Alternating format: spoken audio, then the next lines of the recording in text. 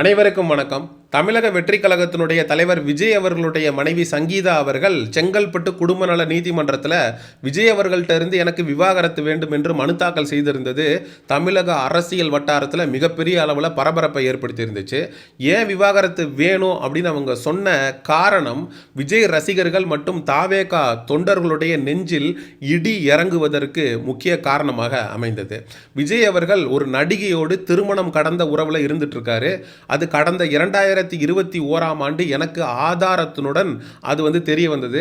விஜய் அவர்கள்ட்ட கூப்பிட்டு நமக்கு ஒரு பையன் இருக்கான், ஒரு பொண்ணு இருக்குது, அவங்களுக்குன்னு எதிர்காலம் இருக்குது, நீங்கள் அந்த நடிகையோட அந்த திருமணம் கடந்த உறவிலிருந்து வெளியில் வாங்கன்னு நான் தொடர்ந்து சொல்லிக்கிட்டே இருந்தேன். ஆனால் விஜய் அவர்கள் அதை கேட்பதாக இல்லை. அதனால் விஜய் அவர்கள்ட்ட இருந்து நான் விவாகரத்து பெற்று பிரிஞ்சிடலாம் அப்படின்ற முடிவை நான் எடுத்திருக்கேன். தொடர்ந்து விஜய் அவர்கள் அந்த நடிகையோடு திருமணம் கடந்த உறவில் தொடர்ந்தது மிகப்பெரிய அளவில் மன உளைச்சலையும் உடல் அளவில் நான் மிகப்பெரிய அளவில் பாதிக்கப்பட்டிருந்தேன். என்னுடைய குழந்தைகள் போகிற வர்ற இடத்துல எல்லாத்துலேயும் அவமானப்பட்டு இருக்காங்க. ஒட்டுமொத்தமாக விஜய் அவர்கள் எங்களுக்கு அவமானத்தை தேடி கொடுக்குறாரு. அதனால் விஜய் அவர்கள்ட்ட இருந்து நான் விவாகரத்தை பெற்று பிரிஞ்சிடலான்னு ஒரு முடிவுக்கு வந்திருக்கேன் என்று அந்த மனுவில் சங்கீதா அவர்கள் குறிப்பிட்டிருக்காங்க. விஜய் அவர்களுடைய குடும்பம் ஒட்டுமொத்தமாக பிரிந்து இன்னைக்கு சின்னாபின்னமாக போனதற்கு முக்கிய காரணம் ரூட் ஜெகதீஷ் அப்படிங்கிற நபர் அப்படின்னு சொல்லப்படுது. விஜய் வீட்டில் இருந்து 3 வீடு தள்ளி தான் அவனுடைய வீடு. அவன் ஒட்டுமொத்தமாக விஜயை மண்டையை கழுவி பிரெயின் வாஷ் பண்ணி குடும்பத்தோடு இருந்தால் உன்னுடைய அரசியல் எதிர்காலத்துக்கு நல்லதில்லை, நீ இருக்கக்கூடிய அந்த உறவுக்கும் அது பிரச்சனை வரும் அப்படின்னு இல்லாத பொல்லாததை சொல்லி விஜய் அவர்கள்ட்ட இருந்து விஜய் அவர்களுடைய பையன் பொண்ணு சங்கீதா அப்படின்னு ஒட்டுமொத்த குடும்பத்தையும் பிரித்தது இந்த ரூட் ஜெகதீஷ் தான் அப்படின்னு பகிரங்க தகவல்கள் சமூக ஊடகங்களில் மிகப்பெரிய அளவில் பேச்சு பொருளாக மாறி இருக்கிறது. இந்த பிரச்சனை வந்ததுமே விஜய் தரப்பு இதை எப்படியாவது டேமேஜ் கண்ட்ரோல் பண்ணணும் அப்படின்னு ஹெவியாக இறங்கி பிஆர் ஒர்க்கில் ஈடுபட்டதாக சமூக ஊடகங்களில் நிறைய ஆடியோஸ் லீக் ஆகி பரபரப்பையும் ஏற்படுத்தியிருக்கு. வி ஸ்டாண்ட் வித் விஜய் அப்படின்ற ஹேஷ்டேகை சமூக ஊடகங்களில் ட்ரெண்ட் பண்ணுறதுக்கு காசு, ஒரு ட்வீட் போட்டால் 25 ரூபாய் என்று பேரம் பேசப்பட்டு பல ஐடிகளுக்கு பண பரிவர்த்தனை நடந்ததாக தகவல் அப்படிங்கிறது நமக்கு கிடைத்திருக்கிறது. வணக்கம். இப்போ என்னன்னா விஜய் சங்கீதா மேட்ரு உங்களுக்கு போயிட்டு இருக்கிறது எல்லாருக்கும் ஏற்கனவே தெரியும் நினைக்கிறேன். இப்போ என்ன நம்ம ட்வீட் பண்ணலாம், விஜய்க்கு சப்போர்ட்டா ட்வீட் பண்ணணும். எப்படின்னா இப்ப விஜய் இது பர்சனல் விஷயம், இது எதுக்கு இது பண்றாங்க அப்படின்ற மாதிரி விஜய்க்கு சப்போர்ட்டா இது அவங்களோட பர்சனல் விஷயம். அது மாதிரி இந்த இல்லாட்டி இதை நம்ம இங்க இப்ப பேச வேண்டிய அவசியம், இதெல்லாம் பர்சனல் விஷயம், அவங்களே பேசிக்கலாம் அப்படின்ற மாதிரி போடுங்க. இல்லாட்டி இதை நம்ப முடியாது, வேற மாதிரி கூட ஏதாவது இருக்கலாம் அப்படின்ற மாதிரி ஃபுல் அண்ட் ஃபுல் விஜய்க்கு சப்போர்ட்டா ட்வீட் பண்ணணும். இப்ப எப்படின்னா ட்விட்டர்னா யாரும் காப்பி பேஸ்ட் பண்ண வேணாம், டேக்கு எதுவுமே போட வேணாம். முடிஞ்சா ஏதாவது போட்டோ விஜய் போட்டோ இருந்தா நெட்ல எடுத்து போடுங்க, இல்லாட்டி போட்டோ போடாட்டி கூட ஒன்றும் பிரச்சனை இல்லை. இப்ப எப்படின்னா நீங்க சும்மா இப்ப நார்மலா எப்படி ட்வீட் பண்ணுவீங்க, அந்த ட்விட்டு விஜய்க்கு சப்போர்ட்டா இருக்கணும். அந்த ட்விட் மட்டும் இல்ல விஜய்க்கு சப்போர்ட்டா இல்லைன்னு போடுறதுக்கு எனக்கு ஒரு மாதிரி இருக்கு அப்படின்னு தெரிஞ்சா இது பர்சனல் விஷயம், அதை இப்ப பேச வேணாம் அப்படின்ற மாதிரி அதுவும் விஜய்க்கு சப்போர்ட்டா தான் இருக்கணும்.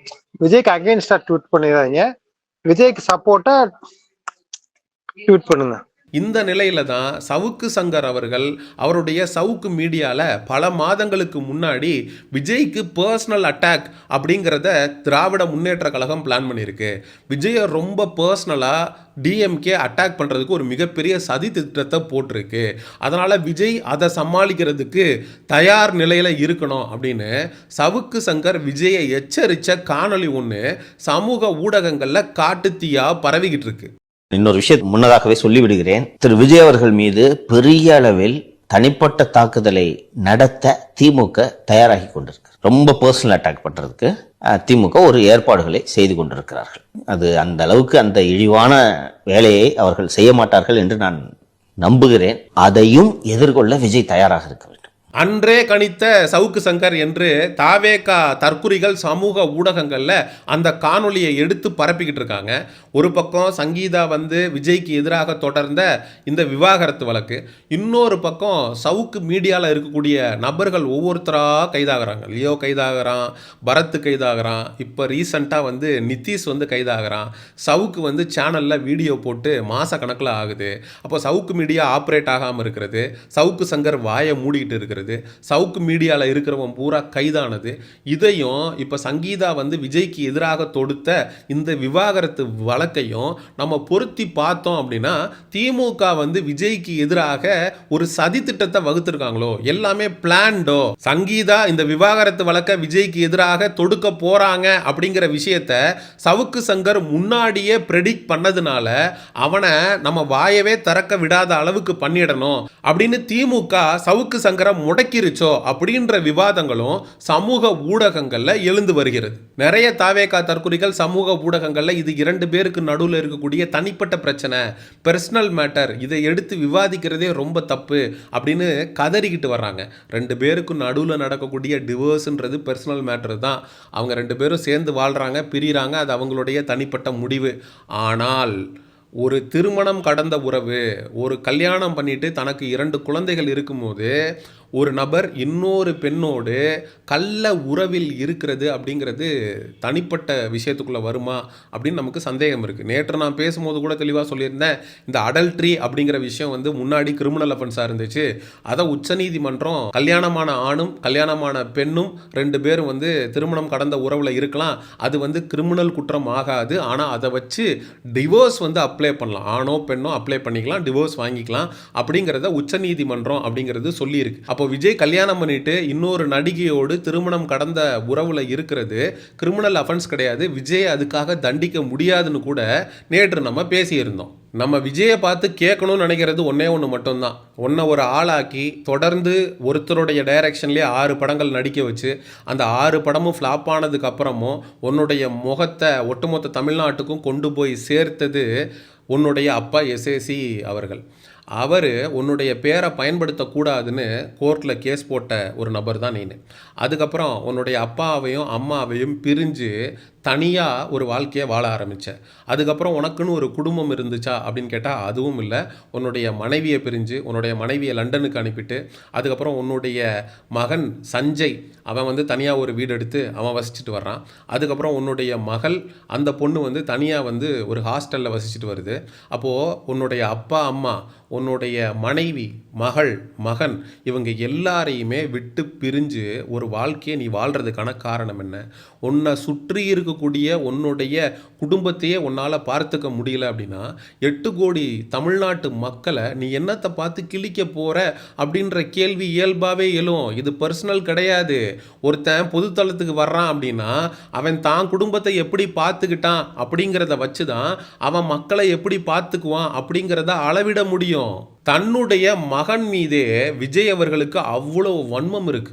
அதாவது கிரேட்டஸ்ட் ஆஃப் ஆல் டைம் அப்படின்னு ஒரு திரைப்படம், அந்த திரைப்படத்தில் ஒரு வில்லன் விஜய் வருவான். அந்த வில்லன் விஜய்க்கு பேர் என்னன்னா சஞ்சய். அந்த படத்தை பார்க்கும்போது இயல்பாக இருந்திருக்கும்பா, சும்மா காச்சுக்கும் வச்சுருப்பாங்க சஞ்சய் அப்படின்னு நமக்கு தோணும். ஆனால் இன்னைக்கு கனெக்ட் பண்ணி பார்க்கும்போது எந்த அளவுக்கு தன்னுடைய மகன் மீது வெறுப்பு இருந்தால் அந்த வில்லன் கேரக்டருக்கு, அந்த சாக போகிற கேரக்டருக்கு சஞ்சய்னு பேர் வச்சு இந்த விஜய் நடிச்சிருப்பாருன்றதை யோசிச்சு பாருங்க.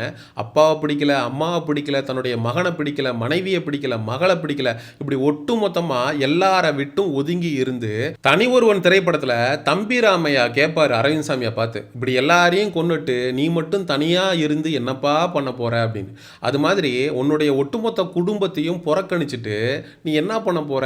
உன் குடும்பத்துக்கே நல்லது நினைக்காத நீ, நல்லது செய்யாத நீ, நாளைக்கு மக்களுக்கு எதன் அடிப்படையில் நல்லது செய்வ அப்படின்னு நாங்கள் நம்புறது.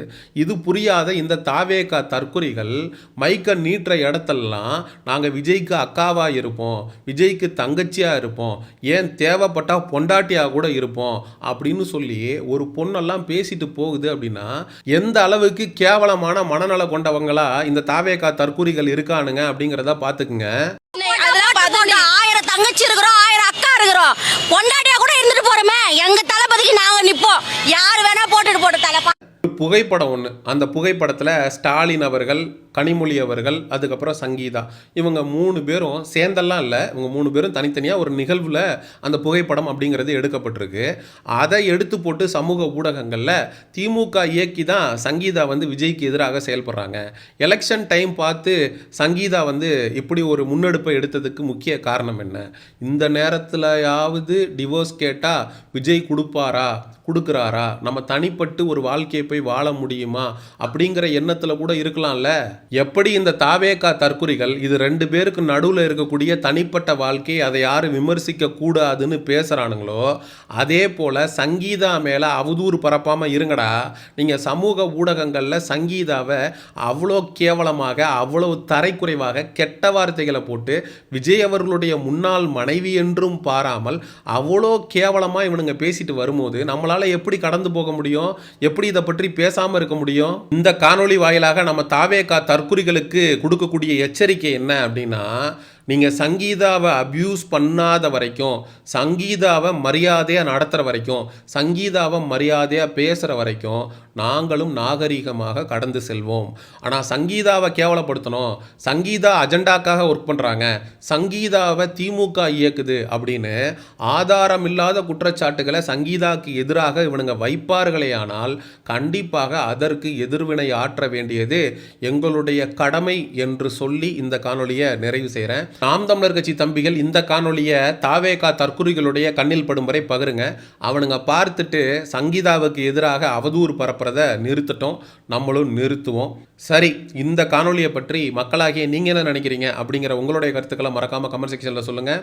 சமூக நிகழ்வு அரசியல் சார்ந்த பதிவுகளுக்கு சயோனிசம் சேனலை சப்ஸ்கிரைப் பண்ணுங்கள். அடுத்த ஒரு காணொலி பதிவில் சந்திப்போம். நன்றி, வணக்கம்.